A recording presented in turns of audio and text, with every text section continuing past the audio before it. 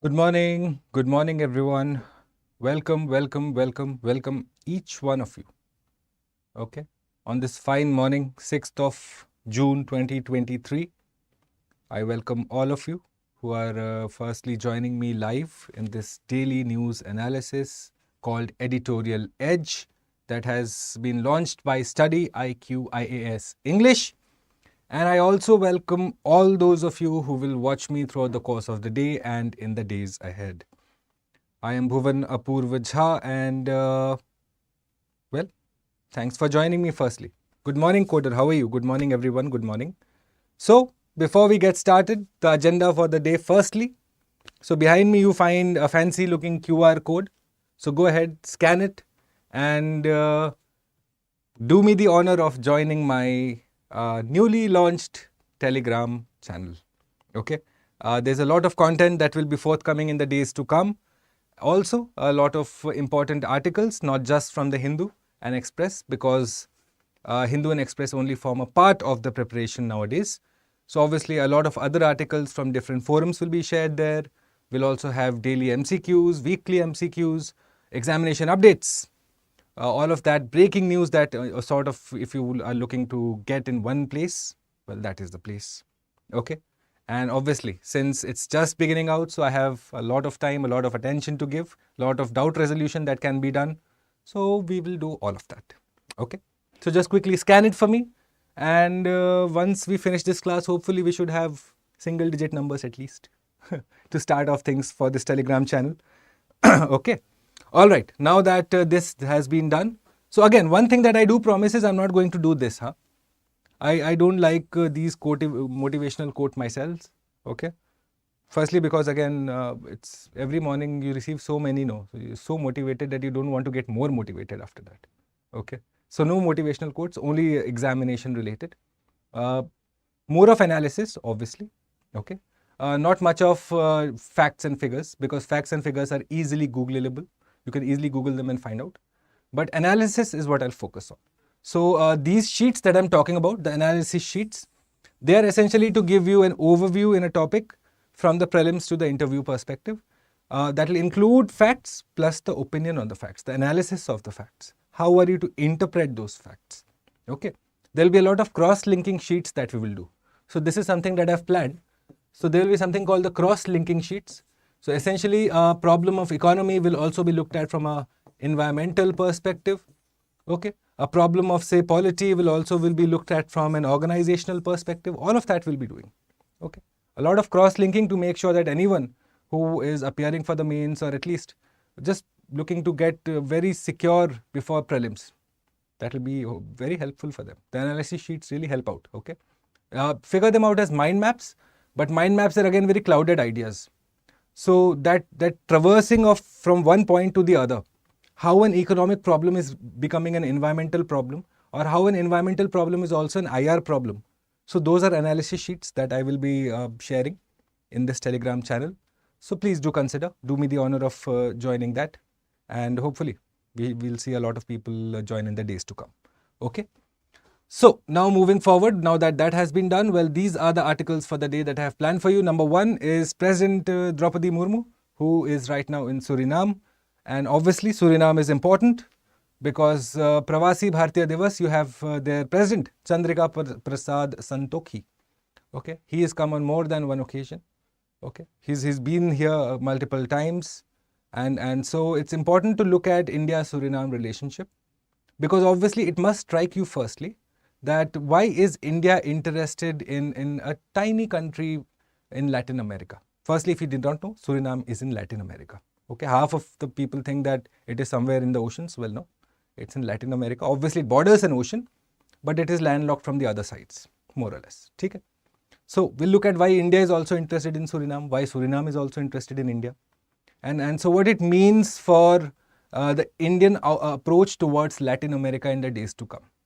Okay, we'll look at that, how India is leveraging its historical linkages with Suriname to make sure that it has a greater say in, say, Indo-Latin American affairs.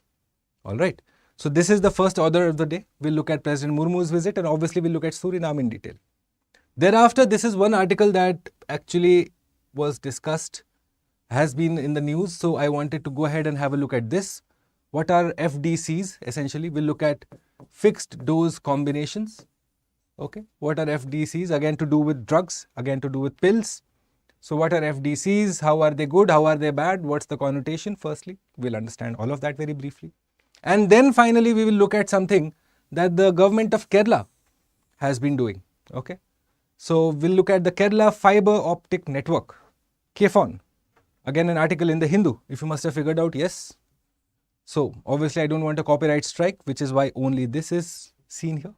So we'll see the article from the Hindu. And the other two, well, obviously have been covered in multiple dailies. Okay, President Murmu's visit, the angle I'm looking to cover, well, it's not going to be covered in any newspaper. Okay, so you'd be best advised to at least pay attention for the first article. The other two, well, you can figure it out, but I'll help you at least guide your approach towards learning that particular topic. All right, so let's straight away jump into it. So this is the map of Suriname. Firstly, first things first, Suriname in Latin America, like I told you, in Southern America, South America, as you also know it. Okay, now landlocked from all sides, it has Guyana. Then after that, it has Brazil. Then after that, it has French Guyana and the Atlantic Ocean. Okay, north, south, west, east, all taken care of. Now, what is the French Guyana, you might ask? Why is it that France is written here in a bracket? Well, it is essentially a department of the government of France. Okay, this area it belongs to the government of France. It's considered to be a department of the government of France. Firstly, French Guyana is done. Now you see that it has some disputed areas that are marked here. Okay, so there are some disputed areas in that area. Okay, and so you have the state of Suriname. Okay, and the disputed areas are between Guyana and Brazil, which have not been solved out. Okay, they are still negotiating. There are some historical problems related to that area. Okay, they are figuring out a way ahead. Whereas the other one is between Suriname and French Guyana, this disputed area in this particular region here. Okay, so again, just a common information that, well, that area also has disputed areas, introducing you to what possibly we have absolutely new information to you. Okay, now the borders of Suriname consist of land borders, like I told you, 3 countries, Guyana, Brazil and France. France essentially via the French Guyana, which is a department of the government of Guyana. Now the borders with Guyana and France are in dispute. This one here, this is in dispute. The border with Brazil has been uncontroversial. This one here has been uncontroversial, but is still a dispute. Nothing has happened there. Status quo maintains, but still considered to be a border dispute. Okay, so this is the whole Suriname outlay for you. Capital, if you want to know, well, Paramaribo. Paramaribo is the capital, and that's basically it. Not much, but if you look at it, most of the towns are in the northern side. Okay, you have hardly any particular towns or habitations in the southern side. Why is that? We'll also understand about Suriname. So now let's go ahead and look at the climate of Suriname. How is it there? After all, if you ever want to go holidaying someday, well, the Bahamas and all of those areas will be a good place to go. No? So let's possibly consider Suriname also. So lying 2 to 5 degrees north of the equator, which means you're going to have pretty much hot weather all the time, wet tropical climate, and temperature does not vary throughout the year. Okay, it's going to be pretty hot, it's going to be wet, good for beaches, Suriname. Now, because of the large forest cover, like I told you, the whole southern side of Suriname is just forests. The country has been running a carbon negative economy since 2014. Carbon negative economy since 2014 because of the large forest cover that they have. Okay. What are the major things that are found there? Number 1, snake wood. Okay. Native to this tropical region of the Americas, customs in Snakewood report that, well, this is often illegally exported to French Guyana for the crafts industry. And thereafter, you are looking at a particular thing here, this beautiful looking frog. called the blue pine frog. Okay. This endemic species again to Suriname. This beautiful looking frog again is something that you find exclusively in Suriname. Now, like I told you, this whole area, guys, this whole area, okay, is essentially the central Suriname natural reserve. Okay. Pristine forests and the most dense forests that you can possibly find. And the best thing about is that recently a group of researchers, okay, they went to this particular reserve exploring for just 13 days trip. And they managed to find hundreds of species that were previously unknown. Okay. So you can realize that it is absolutely virgin forest, pristine forest. It's endemic to a lot of species, lot of flora, lot of fauna, which is why it is again important. It's one of the last remaining habitats where you have such extensive forests, dense forests. Okay. So it has been dedicated, it has been designated as a UNESCO World Heritage Site. A small country, okay, in Southern America, and yet its forests are so good that, well, UNESCO felt it fit to essentially mark it as the World Heritage Site. Look at it, for its unspoiled forests and biodiversity. 13 days trip, yes, and they found species aplenty. Previously unknown species were also found. Okay, so let's go forward now. What is the economy like? How do they make sure that their economy functions? Well, a lot of exports, bauxite, gold, oil, agri, and ecotourism has caught on recently. You can understand why. The beaches, the forests. Yes, it's far away from the maddening lives that you and I are accustomed to, which is why ecotourism has caught on massively there. Okay. More than 93% of the Suriname's landmass consists of unspoiled rainforest, with the establishment of the Central Suriname Nature Reserve. So this is very key to understand that 93% of the landmass is just forests, essentially a reserve whose status is not going to be changed. Yes. So the Suriname population characterized by high levels of diversity, no particular demographic constitutes the majority.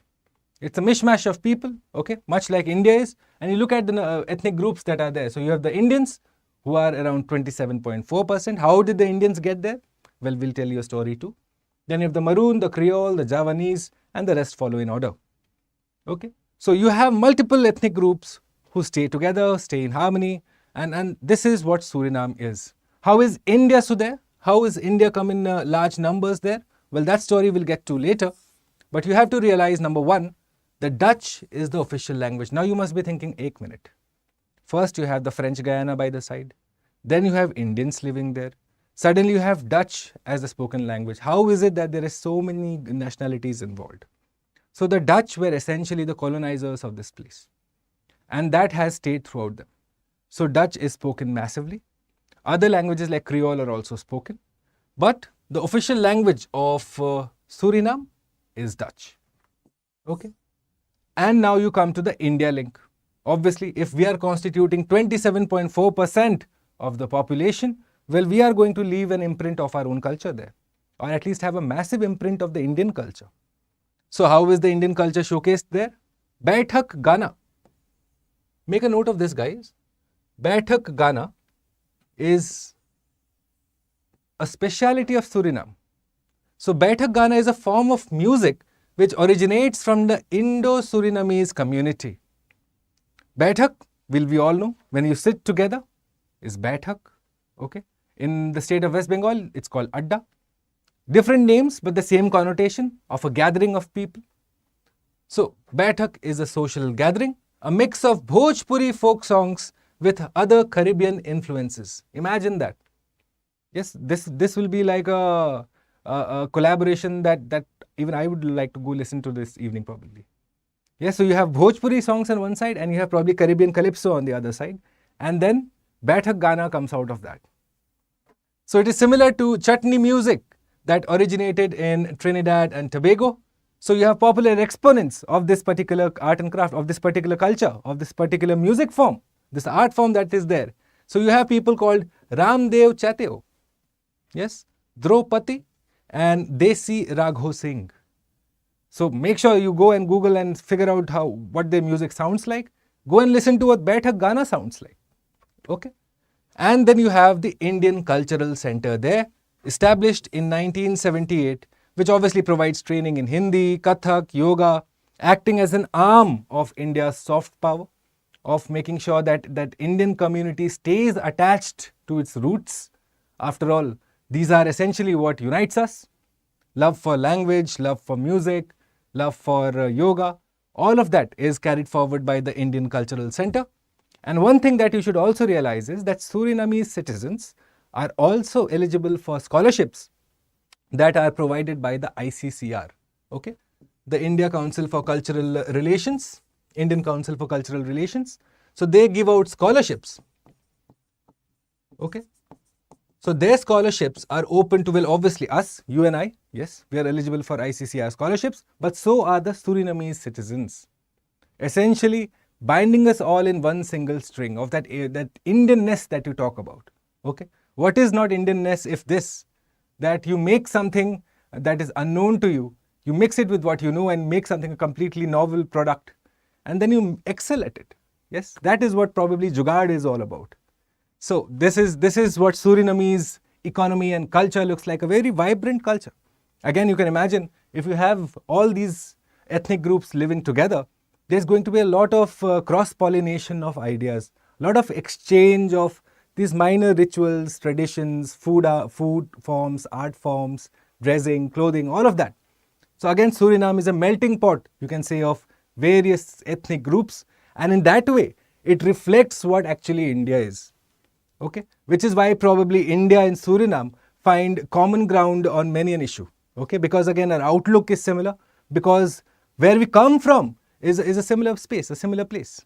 All right, so let's go forward now. So why is Suriname important for India? All said and done. All right, Suriname is important for us. Why? Let's consider that first. So number one is, as India seeks greater engagement in the international stage, one area where its efforts are producing limited results, well, is Latin America. Now you have to realize that, well, Latin America is the playground of geopolitics. Africa also, to a certain extent, the playground of international players. Okay. So in Africa you have, say, China, who's engaged directly in probably, say, US also. Okay. So Latin America also, you'll find that Chinese investments have picked up. US obviously controls, or in a way influences how Latin America, Southern America behaves, the continent behaves. They have a massive hold over the continent. So India right now was nowhere in the picture yet. Now consider for a moment that our historical linkages, say, with the people of Barbados, people of Suriname, have existed beyond, far before, say, the Chinese came into that area. Yet we have been unable to leverage that historical linkage. What is the historical linkage, you might ask? Well, there is something called the Girmitia, okay? So these were indentured laborers, okay? They were indentured labor that were sent from India to these areas for sugarcane cultivation back in the day, okay? This has happened probably when we were colonized, okay? When we were still under British rule. So that time a lot of indentured labor was sent to these areas. So they would be, and what is indentured labor, you might ask? Well, it's contract. It's to do with making sure that you have a coercive contract and then you go ahead and work. Okay. So these laborers went, crossed the 7 seas, went from India to, say, Bahamas, Barbados, all of those places, and obviously Suriname. And thereafter they settled there. So their generations have settled there. Now they are obviously, but then the lineage is still Indian. So which is why that linkages, that Baithak Gana, it's longing for home eventually. Okay, or it's at least a reflection of what home should be, or what should home look like. Okay. So with India's limited influence in Latin America, what we have done is we have neither invested sufficient time nor resources in appreciating the potential that Latin America has. Okay. So one thing to consider is this though. Like I told you, India has an advantage in the 3 gateway countries. Please note this down now. What are the gateway countries to South America continent? Why are they called gateway? Because eventually, good relations with these countries will make sure that going down the continent, across the continent, you are going to carry forward that reputation. That, well, India is a credible player, a good stakeholder. Okay? Because what you're competing with is China. What you're competing with is US. Economic powers, economic blocks. India, with its limited finance, may not be able to match the spending power of these particular countries. However, where we can capitalize on is goodwill, is making sure that our goodwill percolates to every country. Which is why making sure that India has good relations with these three gateway countries is important. What are the gateway countries? Number 1, Guyana, Suriname, and Trinidad and Tobago. Obviously, indentured laborers going in these countries on a major basis. So they have given us that opportunity of historical linkage. We already have a bond that has been formed. All we need to do is build on that foundation and take a relationship forward. Okay? So we have close relations, but obviously it's muted. Not much is there. You don't even hear about it. Until, say, Chandrika Prasad Santokhi and Prime Minister were together and a lot of exchange of ideas happened, then probably Suriname came into the spotlight. However, it's important to understand that India is doing this, one, because it wants to build on the historical linkage that it has, that have existed for a long, long time. Second, it also wants to compete in that space. It does not want to create a vacuum there. Eventually, it will be taken over by the two powers that we are seeing right now. So India wants to build on that and make sure that it is also a stakeholder, at least has a say in those affairs. Now, what does India stand to gain out of it? If, again, India has to be the voice of the global south, it has to engage on multiple platforms, on multiple topics, especially there where people-to-people relationship exist. People-to-people linkages exist for many, many years. If India were to not do that, it were to be essentially let an opportunity pass. Okay? So, you have these three countries, Guyana, Suriname, and Trinidad and Tobago. Well, we have muted relationships with them, and India could use these countries as springboards for greater involvement in the region, with the countries offering economic opportunities in their own might. South America, massive resource-rich nation, albeit very far from us. Okay? But that is no excuse to not have cordial relationships, to not have friendly relationships, or to be absolutely having muted relationships. It's not an excuse to do that. Okay? Especially again now with India's emergence. If this was, say, probably India in the 60s or 70s, one can understand that, yeah, domestic priorities are different. So obviously that should take a back seat. But we are in 2023. Okay? And so a multi-front approach has to be adopted by the Indian foreign policy. Okay? So this is why Suriname is of extreme importance to us. Now, if there are any questions related to India, Suriname, and anything that you would like me to know or like me to answer, well, I'll take you back. The code that I was there, scan it. Okay? Or you have my email ID, everyone. Leave me a message, leave me an email. There are several of you who have reached out to me and I have responded back. I have been happy to respond back. Several doubts, several questions, several requests that some of them I can't fulfill, obviously. But then please do feel free to reach out. Okay. Okay, so let's move on to the second topic very quickly now. Number 2. So the fixed combination drugs. What are the FDCs essentially? Government bans 14 combination drugs used to treat common ailments. Quickly, we have to understand this. So the ban comes under the Drugs and Cosmetic Act. Okay. The Drug and Cosmetic Act, under which there was an expert committee that said that there is no therapeutic justification for this FDC and that it may involve risk to human beings. What is therapeutic justification? Essentially, if you are having X problem, however, if you are given a tablet that solves X plus Y plus Z, essentially you are exposing yourself to unnecessary intake of medicines for problems that you do not have. Okay? So that is what therapeutic justification is. That the point of the medicine is to specifically target the problem that you have. The point of the medicine is not just to partially target, whereas it completes the problem, but then you're left with side effects. That's not how medicines work. So FDC drugs, which is essentially fixed dosage or fixed dose drugs, they are those which contain a combination. So this is called fixed dose combination, by the way. Make sure you know the full form of it. FDCs, fixed dose combinations, which contain a combination of 2 or more active pharma products in a fixed ratio. Look at this here now.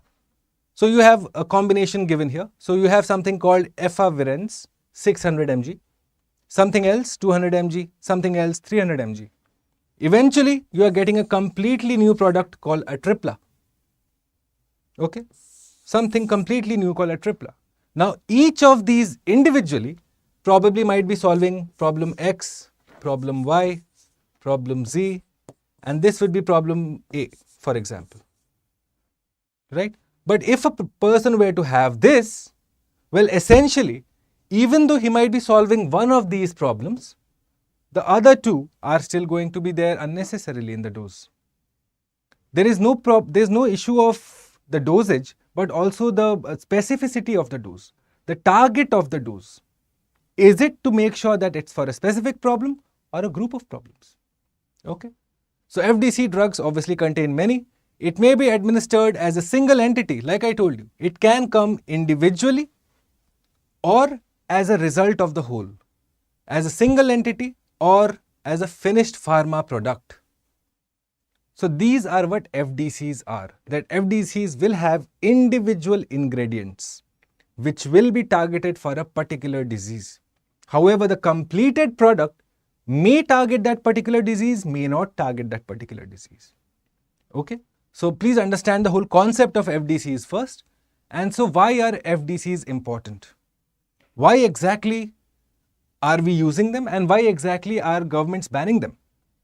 Both are to be understood. So number one, firstly, you decrease the pill burden. So for example, if you are using 3 pills, well, now you are using just 1. Okay. So which means your probably mg level will also be coming down. If you are taking say 100 mg into 3 and if you are using 200 mg, well, obviously the dosage level has also come down. Okay. At the same time, better adherence. Just 1 pill, easy to have, not difficult to miss your course. Prescription errors likely, obviously. If there are more pills, more tablets, one may find the particular medicine, one may not find the particular medicine. More problems that in terms of interpretation by the chemist, maybe he gives you the wrong medicine. But if it's just one medicine, well, it's quite clear. Okay. Unable to take partial regimen like you and I, obviously. If you have more pills, you'll find it difficult to have all of them. But look at the disadvantages now. Does not accommodate lead-in dose. Like I told you. Is it for a specific or is it not specific in nature? Okay. Difficult to use when dose adjustments are needed. Example, renal failure. So because the whole thing is done with fixed dosage, because an FDC has fixed dose, so in case you want to calibrate the amount of dose a patient should get, suppose in terms of an adverse reaction that he's had or some reaction that he's had, but you cannot calibrate it anymore because it comes with a fixed dose. Okay. Individually, again, if you are having to make sure that A plus B plus C may give you a particular product X, then if this has to be changed, which means all of them have to be changed, or at least one of them has to be changed, which may again affect the potency of the product, the whole point of the medicine. So this is a problem. It is rigid, inflexible completely. Okay. And you need to stop FDCs for adverse drug reaction. Major issue with FDCs is drug reactions. How one responds to a medicine. If it was just one medicine, well, you completely know that, okay, the drug reaction, the adverse reaction has come because of this particular medicine. But if you have these many components, it's difficult to understand what caused the patient to react. How will you ascertain that, okay, the whole reaction happened because of A or B or C or possibly the complete product X itself? Okay. So major problem with the fixed dose combination. All right. And obviously you have limited availability, more expensive. Okay, is unavailable, by the way. Okay, more expensive if the generic version is unavailable, obviously, because you have more components to a fixed dose combination. The more the component, the more the chances that one may or may not find them in a generic store, Jan Aushadhi store, as you might know by now. If you do not know what's the difference between Jan Aushadhi and other medicines, well, make sure you subscribe to this channel, StudyIQ IAS English. In the days to come, we will be covering several such topics. Okay. Besides the newspaper analysis, several topics are covered on a day-to-day basis, and videos of not a lot of length, 10 minutes, 15 minutes, 20 minutes. Yes. So rather than pointlessly looking at dog and cat reels, look at all of this. It will actually make sure that you're well-informed, aware citizen of India that UPSC wants and demands of you. Okay. All right. All right. That was fixed dose combination. Not a very difficult topic. Again, it's to do with, say, multiple dosages coming together and forming a complete product. It's very easy to figure out the advantages and disadvantages. From an exam perspective, have an opinion on Jan Aushadhi versus generic versus the non-generic. Again, an important conversation. From the exam perspective, also have an opinion on fixed dose combinations and how they can be bettered for patient use. Okay. Otherwise, it's a pretty straightforward topic. Not a lot of analysis required there. Okay. Now we come to the final topic for the day, to do with KFON, the Kerala Fiber Optic Network. Okay. Kerala Fiber Optic Network, again, a very, very brilliant project. If you look at and if you read about the KFON project, you will realize how good can actually be done for the people, and in a manner which is revenue generating at least, or revenue sustainable. Okay. So firstly, some topics, some facts and figures that you must consider. In 2016, the United Nations recognizes internet as a human right. And by internet, it means access to internet. So the United Nations says, well, internet is a basic right. It's a human right that you cannot deny to an individual. And then Kerala in 2019 says, well, internet would be a basic right, becoming the first state in the country to do so. Okay. Internet access, internet availability has got a lot of connotations to it. Just ensuring internet access is not enough. Okay. China ensures internet access. Would you say it's enough? No. Because then it also needs to be backed by making sure that there is no large-scale surveillance, that your privacy is respected. Okay. So there are two different tangents to this. One is access to internet, and then the other is to making sure that your respect for privacy is guaranteed, that you're allowed to speak your mind with the restrictions in place. Obviously, you can't go and showcase your bigotry in full public view. That would be wrong, and you should be banned. Okay. But then, with the available restrictions that we have, you should be allowed to speak your mind. So when you look at it from a freedom perspective, from a right of expression perspective, internet has got a lot of connotations. And so one would be best advised to look at internet not just as a tool of communication, but also as a tool of communication that has the potential to be restricted by the state vis-a-vis the individual's right to speak his mind. Okay. So again, from a essay perspective, if you were to consider a good essay for mains, this becomes a very good topic because this forces you to take and choose a side. Are you on the side of the state who will justify impinging on, say, someone's right to speech in the name of national security? Or are you on the side of the person who will say, well, I reserve my right to speak whatever I want. In fact, I reserve my right to be showcasing my absolute bigotry also. Absolute free speech should be allowed to me. Okay. So that conversation is important. Again, we'll do that. So there's a lot of analysis, guys, especially from the mains perspective. I've told you this before. Just having facts is not enough. If you are looking at mains just from a fact-based approach, it may not be enough. And even if it were to be enough, you will probably scrape through. You will not have the kind of marks that you would ideally have got had you showcased a little bit of analysis, a little bit of opinion making. Okay. Because it's not improper to have an opinion. It's improper to have an opinion without any evidence. Opinion based on evidence is always welcome. Okay. So that has to be inculcated. That does not happen overnight. You can't become an opinionated person, a person who is capable of analysis overnight. That you sleep tonight and wake up tomorrow, no, it doesn't happen.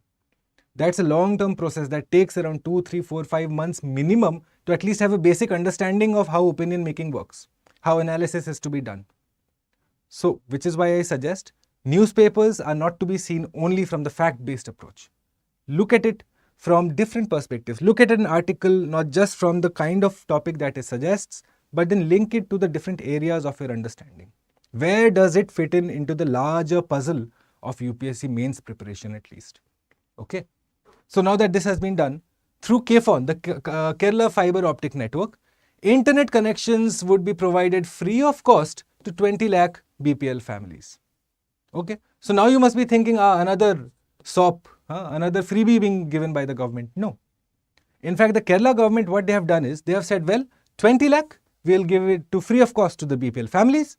And at the same time, this KFON, Kerala Fiber Optic Network, is also available for the rest of the public at a cost. Okay. So this is how you have drafted a policy. That it has got a social perspective to it. You are going and making sure that an underprivileged people are getting access to internet. Again, a human right. Now that has been recognized by the United Nations also. And at the same time, you are making sure that it is revenue sustainable. Because again, you are going to have a large amount of people who are going to come on board. Okay. So these people are going to be given 1.5 GB of data for 24 hours. And obviously, all of this coming free of cost for the BPL families. Again, a good move, because it can only benefit people if they are given access to internet. There's no harm to it. It's in fact only better if you back it up with digital literacy now. You don't want everyone losing their money and getting duped and doxed the very first day. So access is good. Now back it with literacy, which the Kerala government also did. Okay, well thought out policy. We'll look at it now. So it aimed at ensuring universal internet access and narrowing the digital divide, especially after the COVID pandemic. Okay, you had a large population that was suddenly disenfranchised in terms of looking at access to internet. Suddenly classes like this now are coming on internet. Education, you must remember that time just after the coronavirus pandemic, every sort of education was happening on the internet. Okay. Doordarshan and All India Radio were running classes for students through their radio waves and their frequency signals, which means that the whole brick and mortar system of education for that time was not relevant. So to come up with this policy is essentially to make sure that, well, at least these people are not left behind in this whole conversation around right to access to education, access to health, e-Sanjeevani, all of that. If you don't have internet, you're essentially you find yourself at a loss. Think for yourself. So this is again massive in terms of the social implications that it has. That 20 lakh families, their lives will change overnight. Okay. So government institutions also will be served by the KFON, by the offices, educational institutions, hospitals. So look at it, 3-pronged strategy. Free here. Okay. Then you have a chargeable portion, and then you have the governmental portion who will be footing their own bills. How does it help the government? Well, individual offices would come up with individual bills. Now, all the government institutions and offices are connected to one single fiber optic network. You can monitor the internet usage of each government office as well as centralized billing system. So again, wastage of paper gone. Okay. Lack of transparency that is often said, well, that is gone. Everything is on a single platform now. Okay. So this is again helpful. You are centralizing the administration of a state, especially through internet as a medium. Okay. Let's look forward now. So KFON, like I told you, free for the BPL families and monetized for the rest of the public who wants to sign up for the Kerala Fiber Optic Network. Instead of the government offices paying separately, the government will pay the bills for all the offices as quarterly payments. No longer can you fudge your bills and charge your bills higher than what they actually are. Or no longer can there be that accusation that lack of transparency and accountability in terms of government usages of internet or their electricity is concerned. Okay. Obviously, it's a move that is going to improve the transparency and accountability angle also. Kerala is India's first fully e-governed state. Their panchayats also are linked by internet, by the KFON, and like I told you, all of this conversation around access to internet, okay, with and access to internet and bringing a population of people on the internet platform, that is fine. But then you need to make sure that they are digitally literate. You need to make sure that their interests are served, that they are aware, that they know what cyber security is, they know what phishing is, they know where not to give OTP, where to give OTP. All of those minor things, okay? So what they have done is they have come up with a Digi Pulampara project. This is the name of the project, Digi Pulampara project, wherein digital literacy and mass awareness campaigns are being launched throughout the state, especially coming at the panchayat level. So from the top down, from the bottoms up approach, they are coming up with this digital literacy. Essentially coming up with the masses first, teach them at the panchayat level, the block level, the tehsil level, the district level, then the state level. Okay. So very well thought out policy, and something that possibly could be emulated in the days to come across the whole country. Something that possibly will be, because again, this is a no-brainer. The moment you give your people access to internet, you increase opportunities for them. And whenever we talk of this $1 trillion economy of India, that has to happen based on the back of opportunities to people. Okay. So access to internet, non-negotiable, human right, basic right, and it will go forward in the days to come. Okay. All right. I think that should wrap it up. So once again, I will shamelessly put this forward in front of you. Go ahead, scan it, join me in my Telegram channel. And on that note, it's a wrap for today. Any doubts, any questions that you have for me, feel free to address them. This is my email ID. Okay. Although given the volume, I might get a bit delay to respond to you, but I do respond back to every individual who reaches out. Okay. So this is my email ID. You can drop me a mail if you like my presentation. You can drop me a like and a comment here. And if you haven't yet already, please subscribe to the StudyIQ IAS English, because you must have seen by now that the content that the people here produce is different. It's knowledge oriented. It's not just making sure that we waste our time and your time also. Okay. So on that note, it's a wrap till I see you tomorrow morning. By the way, before I let you go, the timing of this daily news analysis is being advanced just by an hour. So starting tomorrow, this daily news analysis will come at 8 a.m. every morning. Why is that, you might ask? Well, because there were requests from the students, there were some requests from other stakeholders also, that 8 a.m. would be most convenient for everyone. And so, your wish is my command, Your Majesty. So 8 a.m. is what we have decided. The daily news analysis shall continue starting tomorrow. And on that note, I'll see you guys tomorrow morning at 8 a.m.